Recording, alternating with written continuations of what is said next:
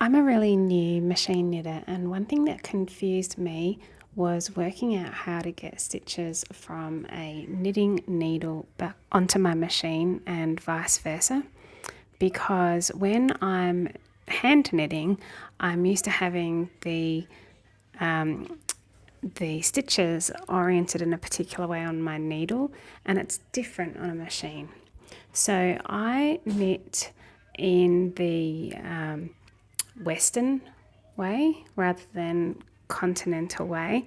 And so in my case, when I'm looking at my knitting with the stockinette side facing me, I have the front leg of the loop pointing towards the right for a standard English style knitting technique.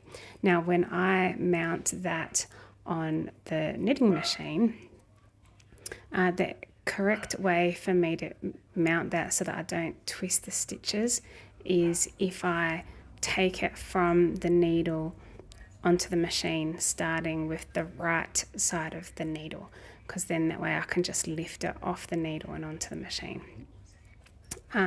When I am putting knitting onto a needle though from the machine, I start at the other side so that I can lift it off the machine and straight onto the needle.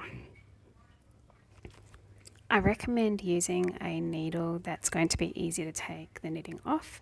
So for example, a fairly fine metal needle will make it easy for you to take the knitting from the needle and onto the machine. I also recommend pushing the stitches in to working position as you go to prevent the stitches from falling off the machine as you go. And I haven't shown it here, but placing weights as you go is going to be a good idea to prevent the stitches from falling off.